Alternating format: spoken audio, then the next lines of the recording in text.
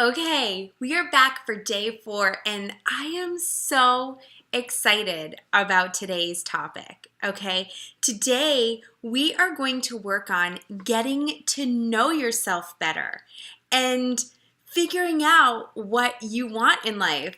Exciting, right? So, I want you to kind of take a deep breath. I know we've been talking about fear and all of that, but we're done.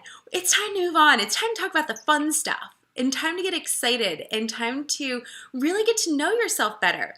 And I don't know about you, but have you ever heard somebody who is like way older than you say, gosh, I really don't know what I want to do with my life. I don't know what I want to do when I grow up. And you're like, but aren't you already grown up? Shouldn't you already know by now what you want and to be when you grow up? The problem is we get stuck in this like, oh, I got to go to my job and do this and do that and live the American dream, and people just do what they think is expected of them to do. And then by the time it gets close to retirement, they're like, wait a second, what have I been doing all this time? I feel like maybe I might have wasted some time. And they start to have regrets. And I don't want you to have regrets. I want you to find that confidence within you so that you're not in your 60s looking back, or in your 70s or whatever, looking back saying, gosh, I didn't really do what I wanted to do with my life and I don't have much time left, so I better try to make what I can work, right? A lot of people live their life this way and they have no clue what they want because they don't take the time to sit down and figure it out. And I don't want that to happen to you. So we're going to start today and the rest of this week. Well, today and tomorrow. And we are going to go through some really cool stuff. But today we got to kind of set the foundation for what's going to happen tomorrow. So if you don't know what you want in life, obviously you're not alone. So what I want to do is I want to give you 7 tips to help you figure out what it is that you really want. First of all, tip number 1, be selfish. Be selfish. It's okay. A lot of people get nervous about being selfish. They think being selfish is a negative thing. But why? We are meant to achieve greatness in life. That's what God put us on this world for, is to use the gifts that He provides to us to be great and to have a happy and fulfilling life. And you can't pinpoint exactly what you want in life if you're constantly sacrificing for other people, sacrificing your time. You have to put yourself first. So you need to ask yourself, if you weren't tied down to your job, if you weren't tied down to your family, your friends, or anything else, hobbies, even sometimes our hobbies get in the way, what would you be doing? What would you be doing right now? Always remember that it's okay to put yourself first, because if you don't, nobody else will. I always use the analogy of, think about when you're on a commercial airline, a flight, right? You're on an airplane.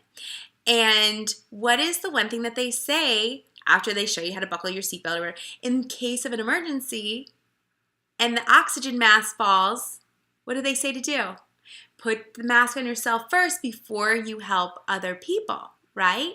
So you have to take care of yourself first before you have the energy and the desire to really help others more effectively. Doing all of this personal development, I have found out that I am now a much better wife and a much better mom because I am working out every day. I am trying to eat healthy. I am trying to read personal development and to feel more confident and feel better about myself. And I am putting myself first most of the time. And by taking, literally first, like getting up at 5 o'clock in the morning and working out. So literally taking care of myself first in the day. So in the order of the day, I take care of myself first. So when you do that, you start to feel better. And when you feel better, you have more energy. And when you have more energy, you can have more desire to help others. And you start to feel more confident. So Number 2, my second tip, regret nothing. Okay? There is nothing that you should regret in life because with every situation, you are going to learn something. You're going to grow. You are going to experience more. And through even failures, I call it fail forward.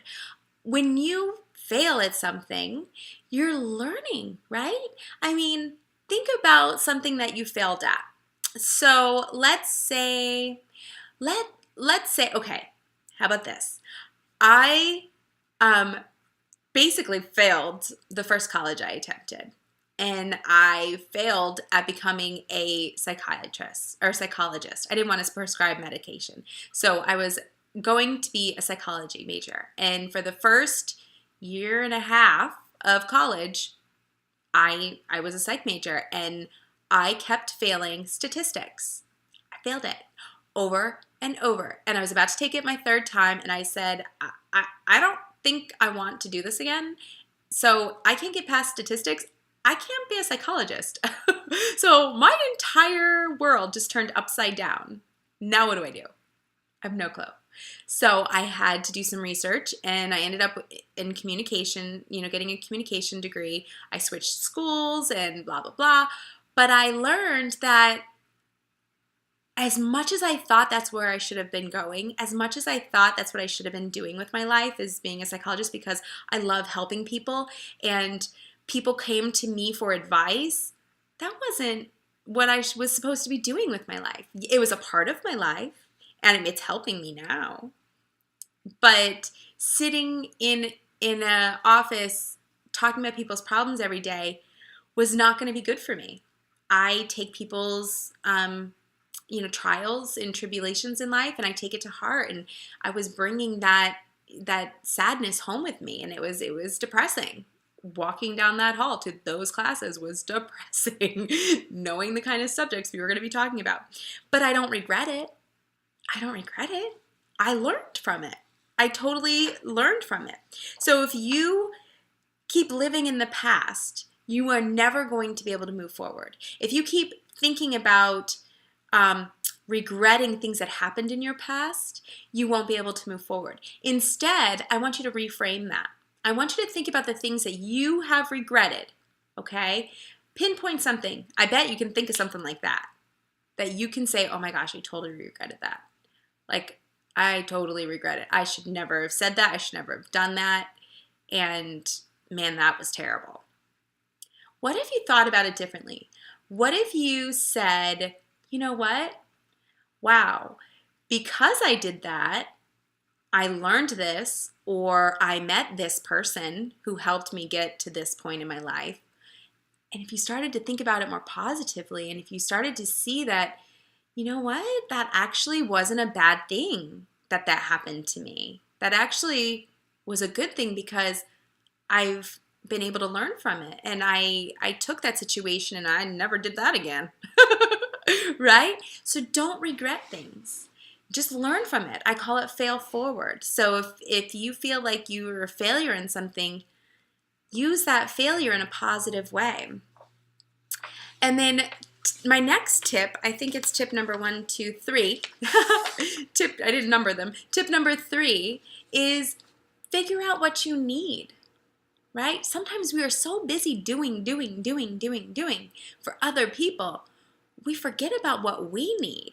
Okay? And sometimes it's kind of hard to figure that out. So I want you to sit down and think about the things that you need the most. Do you need your family? Do you need the freedom to express yourself? To love somebody? To be loved?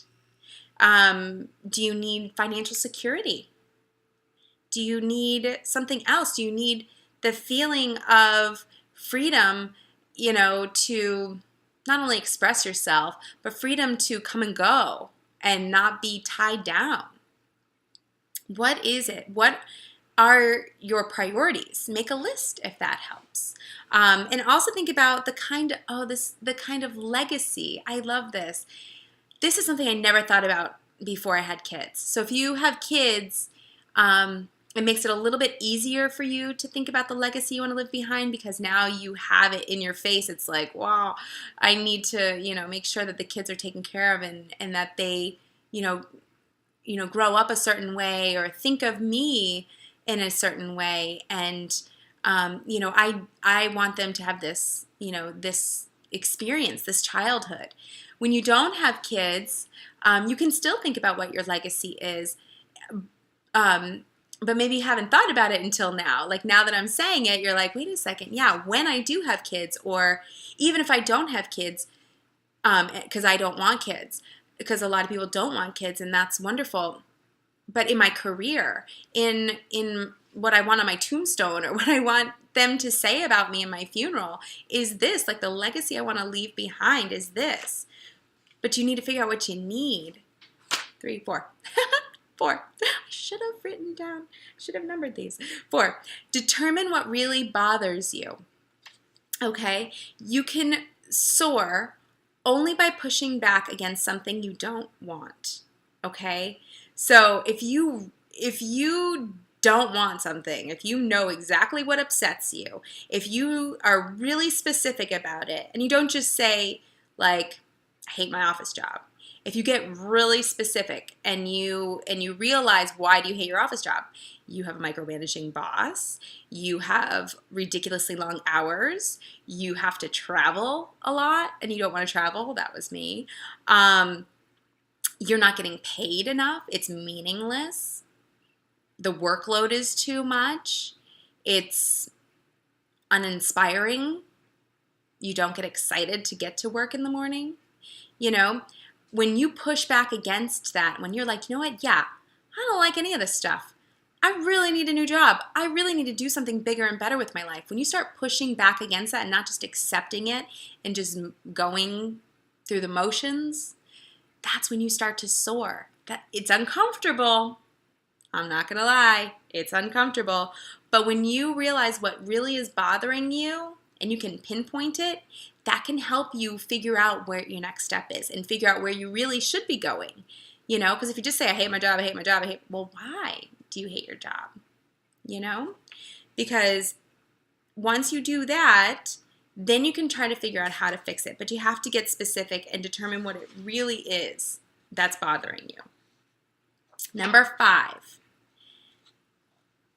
Next, you have to determine what truly makes you happy. There's no waste to life if you're happily living it, right? I have a quote. You can't read it, but it says, the time you enjoy wasting is not wasted time. So if you're living a happy life, you are not wasting time. There's no waste there, right? So your happiness is the root of your desires. So I want you to take a few minutes, and maybe overnight, because this is going to come into play tomorrow when we do our exercise, our big exciting exercise tomorrow. I want you to really start to think about what makes you happy. Is it traveling? Do you like to travel? Is it being around your children more? Do you want to spend more time with them? Is it the idea of owning a successful business, but you don't know how to get started, or whatever, or you're starting a side business and you want it to thrive? So is that something that makes you happy? What about your significant other, your partner in crime, your spouse? They make you happy? Financial freedom, would that be something that made you happy?